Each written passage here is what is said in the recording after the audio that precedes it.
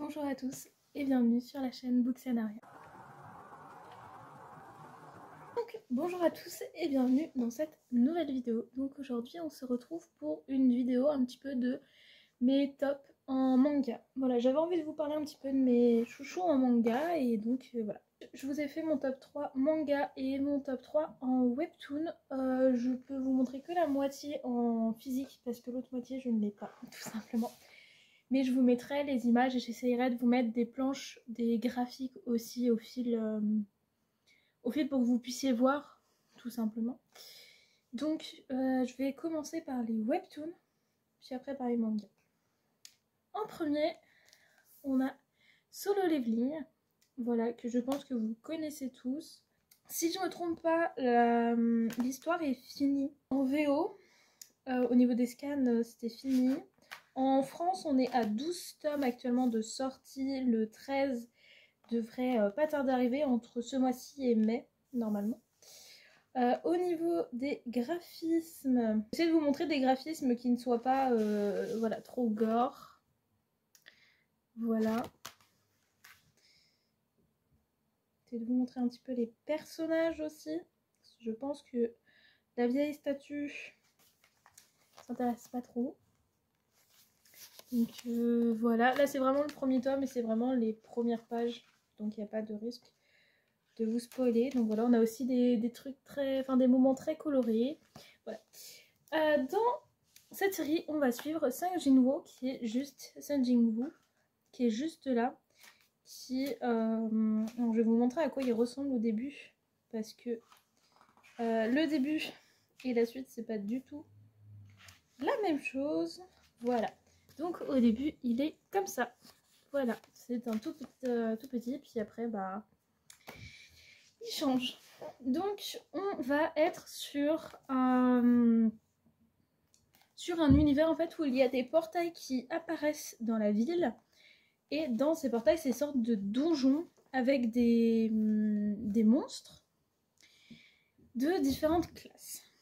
Il existe des chasseurs. De plusieurs niveaux, ça va de E à S. Et en fait, en fonction voilà, de votre niveau, de votre magie et tout, vous avez un niveau de chasseur. Et il ne peut pas changer durant votre vie. C'est ça, en fait, il est considéré comme le chasseur le plus faible, donc il est de rang E, mais en bas des rangs E. Et donc, en gros, c'est quand même le métier qui est le plus répandu, qui paye le plus. Donc voilà, il continue quand même de le faire, mais il peut aller que dans des tout petits donjons et justement encadré par 40 000 personnes. Donc en gros, lui généralement, il est là pour porter le matériel de tout le monde. Consigne sur la feuille comme quoi, paf, il était là et puis basta. Mais voilà, lui globalement, quand il va dans les donjons, il reste en arrière, il s'occupe des affaires de tout le monde et puis c'est tout. Là, ils vont aller dans un donjon, je crois, de rang C, je crois, ou D à l'arrière. Et en fait, pour rentrer dans des donjons, vous avez un quota de il faut tant de personnes et tout. Et des fois, bah, pour combler, voilà, ils prennent des petites personnes qui vont être là un peu pour les choses à côté. Et les vrais chasseurs sont devant à s'occuper des monstres. Et en fait, ils vont rentrer dans ce donjon, dans ce portail. Et ils vont se rendre compte que c'est pas le bon niveau qui a été mis dans ce portail.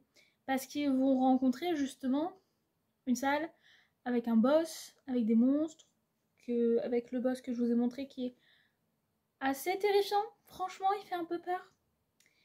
Et ça va être un peu une hécatombe. Ça va être très... Donc, trigger warning du fait que voilà, il y a du sang, etc. Alors, on voit pas les os ou les trucs comme ça, mais on voit qu'il y a même des flaques de sang ou ce genre de choses, ou que des fois bah, genre vous voyez ça quoi.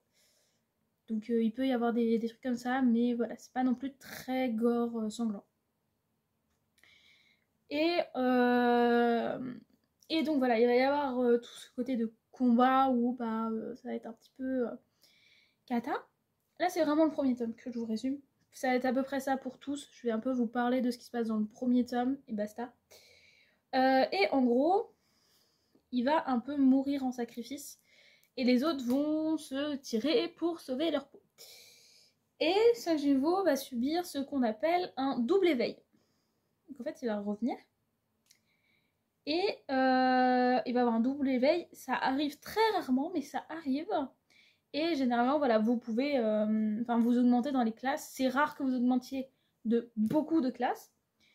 Mais vous pouvez justement monter en classe en pouvoir. Et en fait, lui, il va pas juste monter en classe. Il va devenir un petit peu comme les personnages qu'on a dans les jeux. Où en fait, ils ont des quêtes secondaires, journalières, etc. qui rapportent de l'expérience, qui rapportent des points, des pouvoirs, tout ça. Bah lui, il va avoir ça. Il va avoir des quêtes journalières qu'il sera obligé de faire, sinon il y a des conséquences. Voilà, il y a plein de petits trucs comme ça. Et c'est incroyable, franchement. Il y a plein d'intrigues, il y a plein d'actions, il y a beaucoup d'actions. Les personnages sont attachants, on va rencontrer plein de personnages, que ce soit des personnages qui vont être de notre côté, qui vont être amis, qui vont avoir des sortes de petites relations, ou des personnages qui vont être rivaux, ennemis, ou voilà, il va y avoir des trucs. On va aussi découvrir beaucoup plus ce que c'est que cet univers de l'autre côté des portails, parce que les monstres ils viennent de quelque part. Ils viennent pas de n'importe où, ils viennent quand même de quelque part. Parce que les portails, ils apparaissent comme ça en fait dans la ville, mais on sait pas d'où ils viennent. Et on va quand même avoir aussi au niveau de l'histoire, de ça. Moi je l'ai pas terminé en scan, j'ai lu à peu près, je crois, 75%, 80% de l'histoire. Mais voilà, il est incroyable. L'anime a commencé à sortir aussi. Donc franchement, c'est super cool. Après, on a White Blood. Donc on va être sur une histoire plus de vampire. Où en fait, on va suivre notre personnage principal qui est une femme. Qui est une vampire qui est orpheline et qui est de sang pur. Et elle, en fait, c'est une vampire pacifique. Elle aime les humains et elle aimerait vivre comme tous les humains, vivre en paix avec eux et tout. Voilà, elle veut juste vivre sa vie. Et voilà. Elle a été recueillie par justement un prêtre et elle vit avec justement 2 enfants et tout. Elle va à la fac. Voilà, elle a vraiment une vie comme une étudiante normale. Sauf que les vampires sévissent dans la ville. Et donc les gens sont très vigilants par rapport à ce qui est... Parce qu'un vampire, en fait, ça peut être toi, moi, lui, elle, ça peut être n'importe qui. Tu ne peux pas savoir qui est un vampire ou pas. Et du coup, tout le monde soupçonne tout le monde. Et il faut savoir que tu as certains vampires qui ont des pouvoirs en fonction de leur rang, etc. Et il y en a qui sont avides de pouvoir. Et pour acquérir le pouvoir d'un autre vampire, il faut manger son cœur. Et en fait, certains cœurs luisent. Un peu comme des poissons fluorescents. Tu les vois se balader parce que ils font de la lumière. C'est un peu pareil pour certains cœurs de vampires. Et donc il y en a qui se font pourchasser, qui se font vraiment pourchasser, chasser, traquer pour mettre la main sur leur cœur. Et donc nous, comme on suit une vampire qui est de sang pur, elle est traquée par rapport à ça. Et on va croiser divers antagonistes, divers méchants. Il va y avoir des histoires à propos des personnages. Parce que notre personnage, en fait, on ne sait pas d'où elle vient. On connaît pas son histoire, on connaît pas ses parents, on sait pas d'où elle vient. Et en fait, on va justement découvrir en même temps qu'elle ses origines, son histoire, qui elle est, les possibles liens qu'elle a avec les différents personnages, que ce soit antagonistes que les personnages qui sont avec nous. Il va y avoir une petite romance. Enfin voilà, la série est finie en 8 tomes en physique. Elle est normalement, je crois, toujours disponible sur l'application Webtoon. Parce que moi, c'est là-bas que je l'ai lu entièrement. Et c'est incroyable. Les dessins sont magnifiques. Enfin, vraiment, c'est incroyable. Et en numéro 1 que j'aimerais parler, que j'ai déjà parlé dans ma dernière vidéo, dans ma vidéo des sorties livresques du mois, que je vous remets je sais pas où. Mais j'avais parlé que du résumé à ce moment-là, parce qu'il y a actuellement un tome de sortie. Le tome 2 sort ce mois-ci, donc je crois qu'il sort la semaine prochaine en plus. C'est Mon vœu le plus sincère. On est sur un webtoon français, d'une autrice française. Tout est sorti actuellement. Alors, il n'est pas fini, mais actuellement, il y a 2 saisons de sortie et tout est sorti sur Webtoon. Et la saison 3 devrait pas tarder à sortir. Donc, tout est disponible de manière gratuite sur l'application Webtoon. Et voilà, c'est incroyable. Par contre, c'est vraiment addictif dans le sens où, quand on me l'a fait découvrir, j'ai tout lu en même pas 24 heures. Et dès que j'en parle à des proches, généralement, on vient le lendemain et me dit « Ah bah, au fait, j'ai tout fini. » En voilà, 2-3 jours. Alors, on va suivre Happy, qui est une jeune femme voilà, qui vit sa vie, qui va un jour rencontrer Prince, qui est un génie, et qui va lui accorder un vœu. On n'est pas sur le génie qui t'accorde 3 vœux, non, là c'est un vœu. On a les mêmes règles de je peux pas tuer quelqu'un, je peux pas faire tomber amoureux quelqu'un, et techniquement tu peux pas demander plus de vœux. Si je me trompe pas. On est sur un webtoon qui va mélanger de l'humour et du drame, avec de la romance. Vous faites un grand mélange de ces trois-là et vous avez mon vœu le plus sincère. En fait, ce qui va se passer, c'est que Happy va formuler un vœu, sauf que Prince va être là en mode bah, il est nul ton vœu, à peu près, hein. C'est pas les mots qu'il dit, mais voilà, il accepte pas le vœu d'Happy. Pour lui, il est pas, c'est pas un vrai vœu.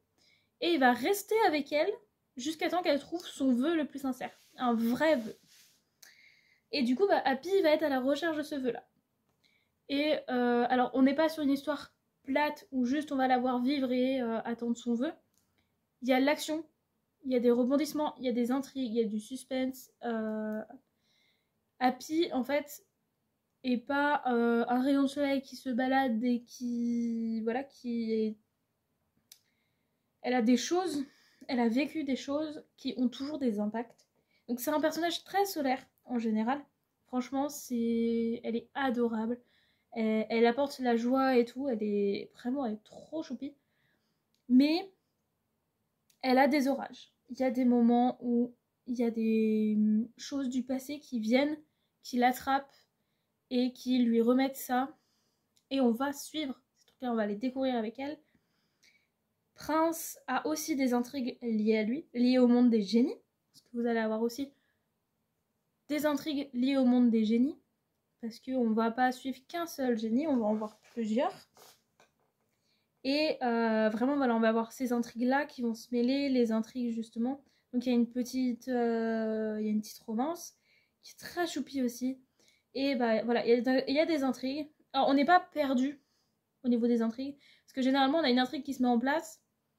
Et c'est l'intrigue principale. Et bah voilà, vous allez suivre cette intrigue. Vous n'avez pas 40 intrigues qui se mettent ensemble et vous avez des réponses dans 200 épisodes.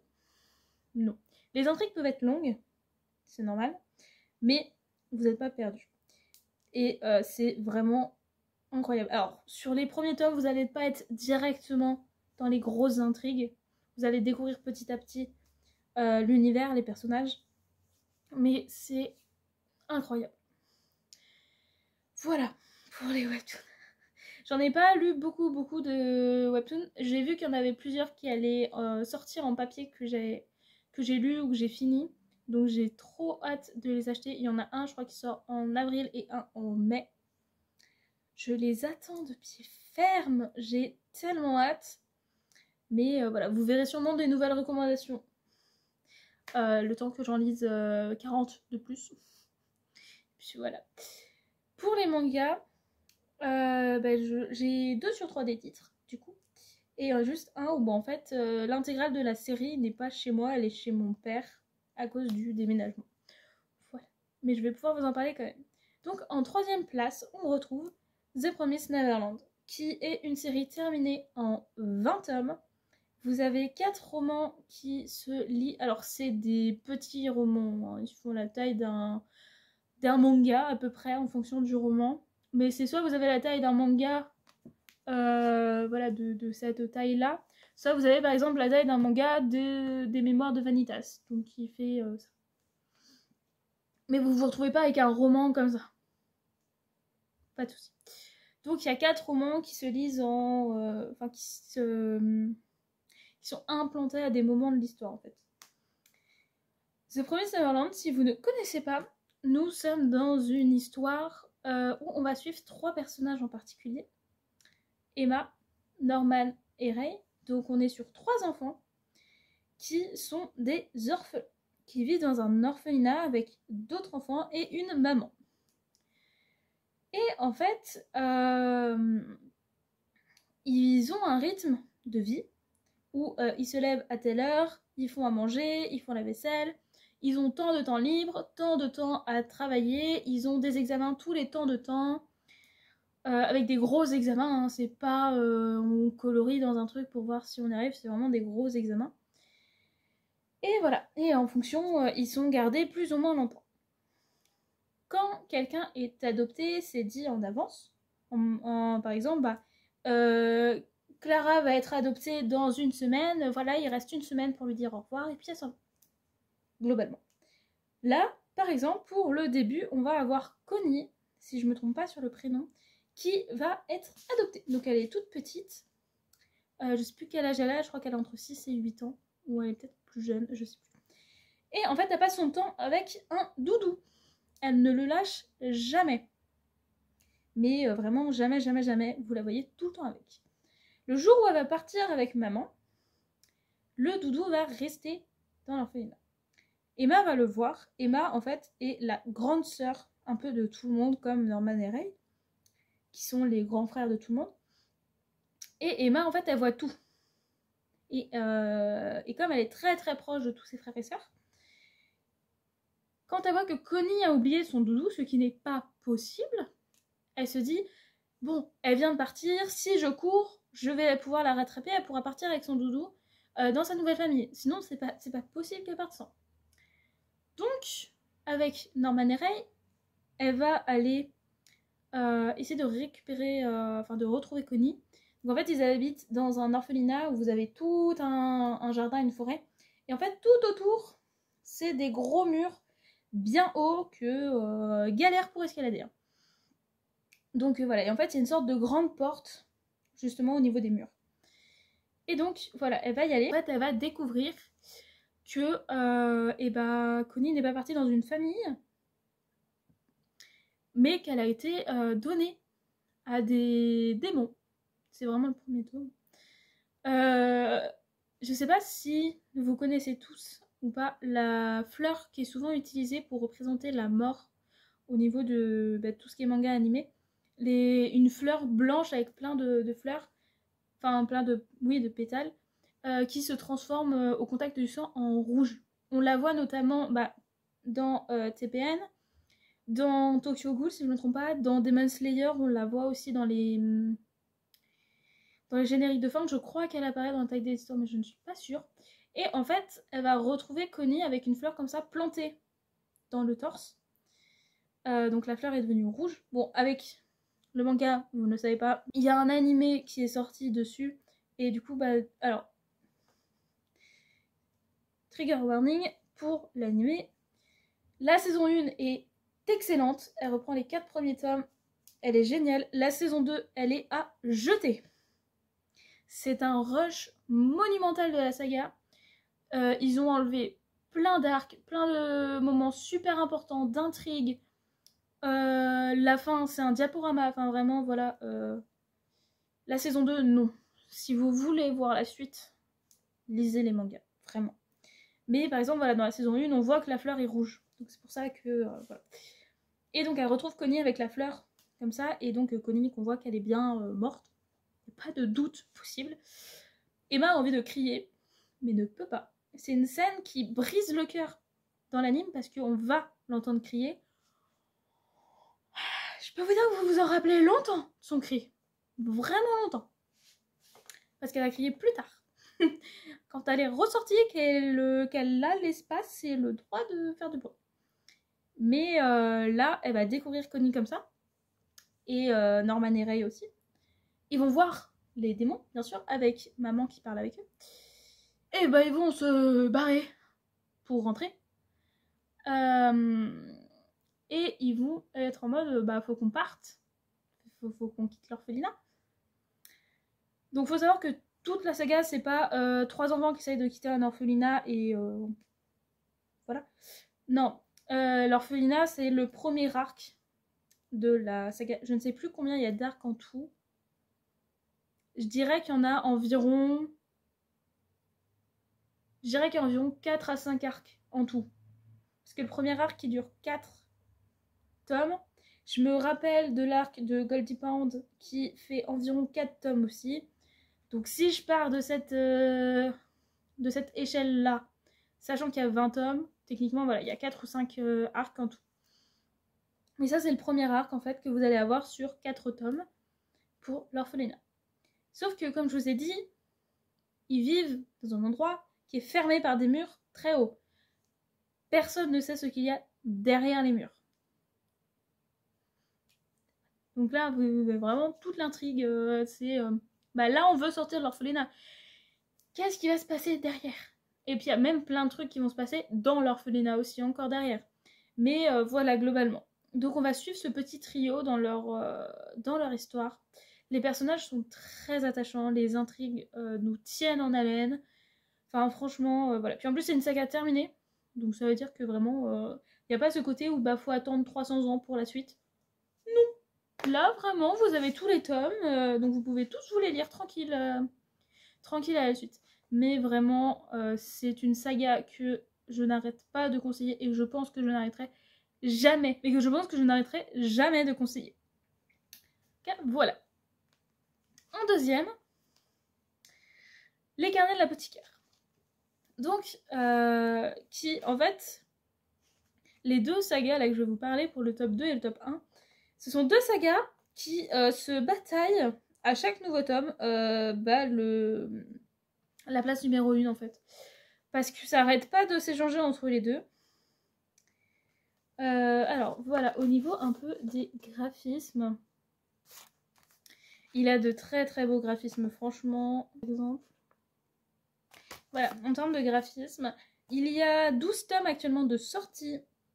Le 13 arrive en mai, si je ne me trompe pas.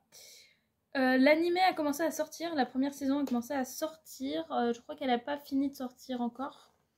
Et elle reprend les 4 premiers tomes du manga, si je ne me trompe pas. J'avais vu en fait le trailer, j'ai pas encore vu l'anime parce que je dois le regarder avec une amie qui se reconnaîtra dans la vidéo. Mais en fait, on n'arrive jamais à se caser en termes de temps, qui fait qu'on ne l'a pas regardé. Voilà. Mais j'ai vu le trailer et en fait, dans le trailer, j'ai vu des moments de chaque tome. Entre le 1, le 2, le 3, le 4, j'ai reconnu des moments en me disant ah, ça c'est le 1, le 2, ça c'est le 3, ça c'est le 4. Donc je sais qu'on aborde au moins les 4 premiers tomes. Donc voilà, alors pour l'histoire, on est sur des intrigues à la cour. On va suivre Mao Mao qui va être, si je ne me trompe pas, je crois qu'elle est vendue comme servante pour intégrer la cour. Sauf que dans une cour royale, il y a des trahisons, il y a des secrets, il y a des intrigues, il y a des tentatives de meurtre. Oh, la royauté, comme on dit. Il y a une intrigue à propos des nouveau-nés princes qui meurent. Et Mao Mao, en fait, est un peu une experte des poisons, parce qu'en fait, c'est la fille d'un apothicaire. Donc, c'est pour ça que ça s'appelle les carnets de l'apothicaire. Et en fait, elle va pas pouvoir s'empêcher de mettre son nez dedans, parce qu'elle adore les poisons. Donc, s'il y a des personnes qui meurent, c'est généralement du poison. Donc, elle a envie de savoir ce que c'est.